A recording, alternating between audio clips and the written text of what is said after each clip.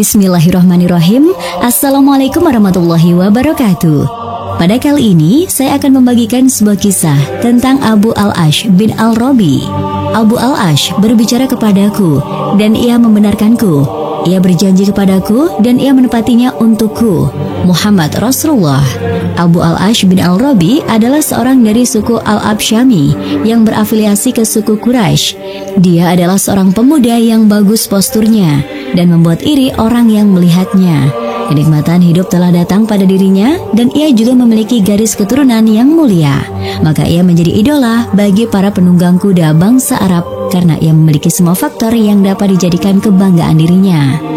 Dia juga memiliki ciri-ciri manusia yang punya harga diri dan berkomitmen serta orang yang mempunyai semua peninggalan leluhurnya. Abu Al-Ash telah mewariskan hobi dagang Quraisy pada dirinya sehingga selalu melakukan ekspedisi pada waktu musim dingin dan musim panas.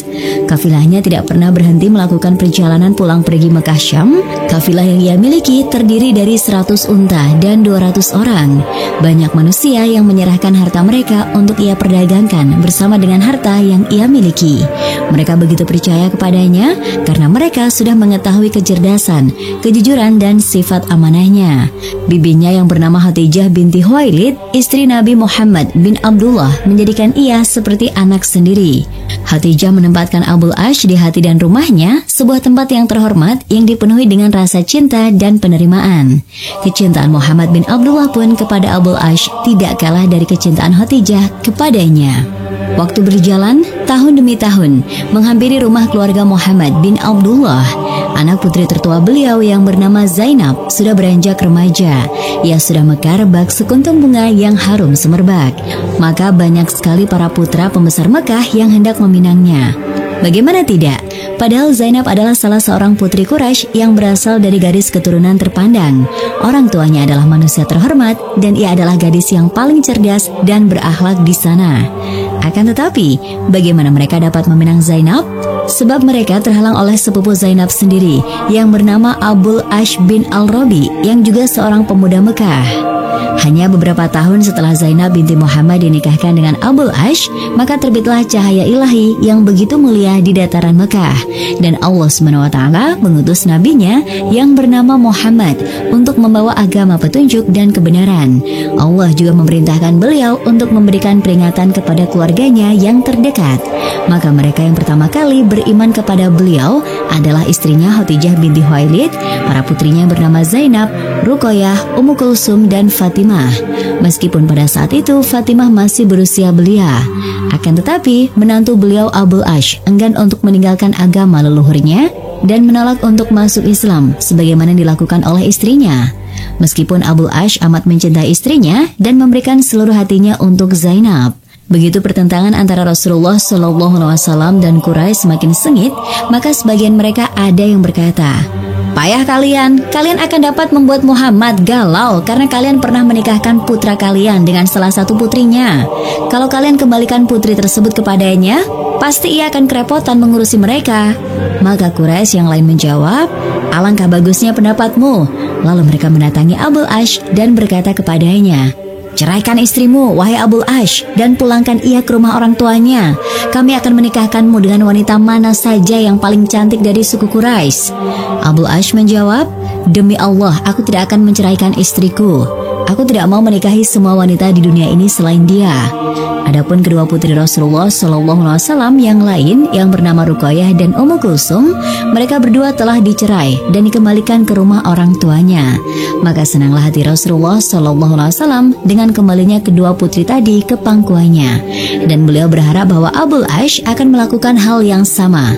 Namun Rasulullah tidak memiliki kekuatan untuk memaksakan kehendak tersebut, dan lagi pula pada saat itu belum disyariatkan bahwa mengawinkan perempuan mukmin kepada pria musyrik adalah haram. Begitu Rasulullah SAW berhijrah ke Madinah dan beliau semakin memiliki pendukung dan kekuatan di sana, maka pihak Quraisy berangkat untuk membunuh beliau di Badar. Maka Abu Al-Ash pun turut serta dengan kondisi terpaksa, sebab ia sendiri tidak ingin memerangi kaum muslimin, apalagi mengalahkan mereka. Akan tetapi, posisinya di masyarakat yang membuatnya harus turut serta dalam keberangkatan ini. Perang Badar berakhir dengan kekalahan di pihak Quraisy yang telah mampu mengalahkan kekuatan syirik dan mematahkan punggung orang-orang yang kelewat batas. Sebagian dari mereka terbunuh, sebagian lagi tertawan, dan sebagian lagi menyelamatkan diri dengan berlari dari medan perang. Dan termasuk orang-orang yang menjadi tawanan adalah Abul Ash, suami Zainab binti Muhammad SAW. Rasulullah menetapkan tebusan atas para tawanan tersebut agar mereka dapat dibebaskan. Tebusan tersebut berkisar antara 1.000 sampai 4.000 dirham sesuai status dan kekayaan tawanan tersebut. Dan mulailah banyak utusan yang bolak-balik Mekah Madinah dengan membawa harta yang berasal dari uang tebusan tawanan. Maka Zainab pun mengirimkan seorang utusannya ke Madinah yang membawa uang tebusan atas suaminya Abul Ash. Dan sebagai tebusannya adalah kalung yang dihadiahkan ibunya Khadijah binti Khuwailid saat Zainab akan melangsungkan perkawinan. Begitu Rasulullah melihat kalung tersebut, maka wajah beliau langsung dirundung kesedihan yang mendalam, dan beliau menjadi begitu kasihan kepada putrinya. Lalu Rasulullah melihat ke arah para sahabatnya dan bersabda, Zainab telah mengirimkan harta ini untuk menebus Abul Ash. Jika kalian berkenan untuk membebaskan tawanan ini baginya dan mengembalikan hartanya, maka lakukanlah. Maka para sahabat menjawab, baik, kami akan melakukannya agar hatimu senang, ya Rasulullah. Namun Nabi SAW mensyaratkan kepada Abul Ash sebelum beliau melepaskannya agar Abul Ash mau mengirimkan putrinya Zainab segera tanpa tunda-tunda. Begitu Abul Ash tiba di Mekah, ia langsung segera menepati janjinya.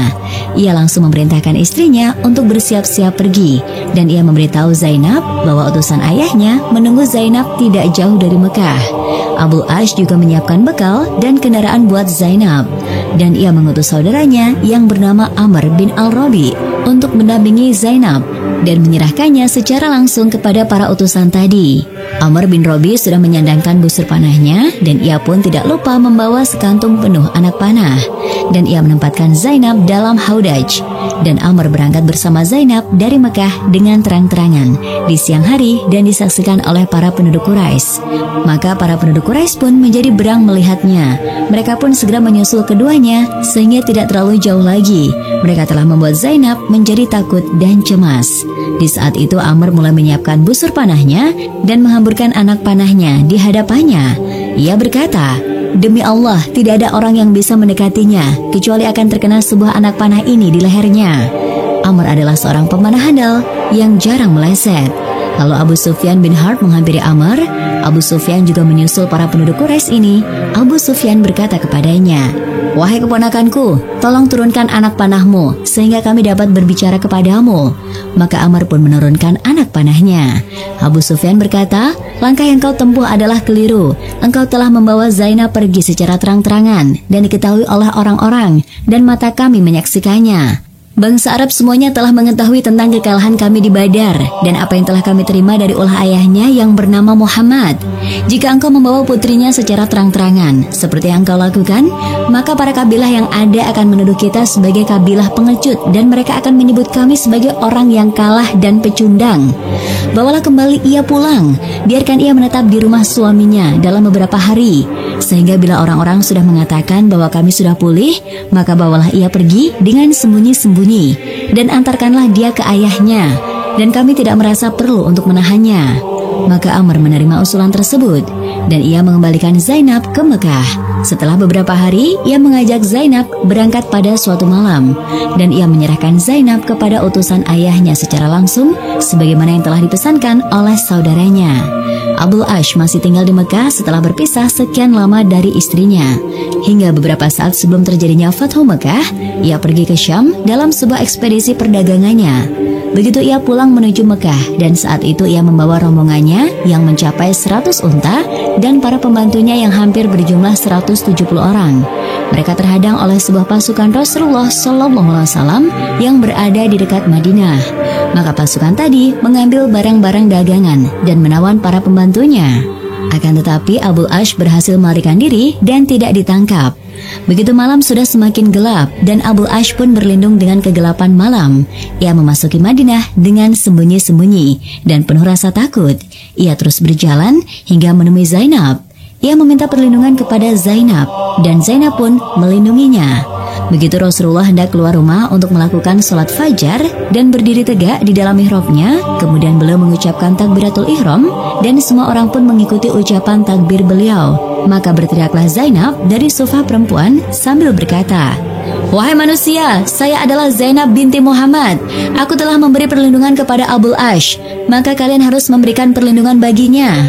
Begitu Rasulullah selesai melakukan salat, beliau menoleh ke arah manusia yang ada di belakangnya dan bertanya, "Apakah kalian mendengar apa yang telah aku dengarkan?" Mereka menjawab, "Ya, kami mendengarnya ya Rasul." Beliau lalu bersabda, "Demi jiwaku yang berada dalam kekuasaannya, aku tidak tahu hal tersebut, sehingga aku mendengarkan seperti apa yang telah kalian dengar.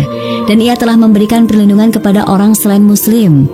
Kemudian beliau kembali ke rumah dan berkata kepada putrinya, "Berikanlah tempat terhormat kepada Abul Ash, dan ketahuilah bahwa kamu tidak halal lagi bagi dirinya." Kemudian Rasulullah SAW memanggil para pasukan yang telah mengambil barang-barang dan menawan para pembantu Abul Ash. Rasulullah bersabda kepada mereka, "Orang ini adalah anggota keluarga kami. Sebagaimana kalian telah ketahui, kalian telah mengambil hartanya. Jika kalian berbaik hati dan mengembalikan harta yang ia miliki, maka itulah cara yang kami suka. Jika kalian menolak, maka harta tersebut adalah fa'i yang telah diberikan Allah kepada kalian, dan kalian berhak atas harta tersebut." Mereka menjawab, "Kami akan mengembalikan harta tersebut kepadanya, ya Rasulullah." Begitu Abul Ash datang untuk mengambil kembali hartanya, para pasukan tadi berkata kepadanya, "Ya Abul Ash, engkau memiliki kedudukan yang mulia dalam suku Quraisy. Engkau adalah sepupu Rasulullah sekaligus menantunya. Apakah engkau tidak mau masuk ke dalam Islam? Kami akan memberikan semua harta ini kepadamu, sehingga engkau akan merasa nikmat seperti engkau telah memilikinya saat di Mekah, dan engkau dapat tinggal bersama kami di Madinah." Abul Ash menjawab, "Alangkah buruknya ajakan kalian agar aku memulai agamaku yang baru dengan sebuah pengkhianatan." Kemudian berangkatlah Abul Ash bersama hartanya ke Mekah. Sesampainya di sana, ia membagikan hasil keuntungan kepada setiap orang yang ikut serta dalam permodalan. Lalu ia berkata, "Wahai bangsa Quraisy, apakah masih ada orang yang belum mengambil hartanya dariku?" Mereka menjawab, "Tidak, semoga Allah membalas kebaikanmu kepada kami. Kami mengenalmu sebagai orang yang menepati janji dan pemurah." Lalu Abul Ash berkata, "Karena aku sudah memenuhi hak-hak kalian, maka aku bersaksi bahwa tiada Tuhan selain Allah dan Muhammad adalah Rasulullah. Demi Allah, tidak ada yang menghalangiku untuk masuk Islam saat bersama Muhammad di Madinah, kecuali karena aku khawatir bahwa aku akan memakan semua harta kalian. Begitu Allah sudah mengembalikan harta tersebut kepada kalian, dan aku pun sudah terbebas dari harta tersebut, maka aku akan masuk Islam." Kemudian ia berangkat sehingga ia menemui Rasulullah SAW, dan Rasul pun menyambutnya dengan hangat. Rasul juga mengembalikan istrinya kepadanya, dan Rasulullah bersabda tentang dirinya, "Dia telah berbicara denganku, lalu ia mempercayaiku. Ia telah berjanji kepadaku, dan kini ia telah menepatinya untukku." Dan demikianlah kisah kali ini. Semoga bisa bermanfaat bagi kita semua. Amin, Allahumma amin. Sekian, wassalamualaikum warahmatullahi wabarakatuh.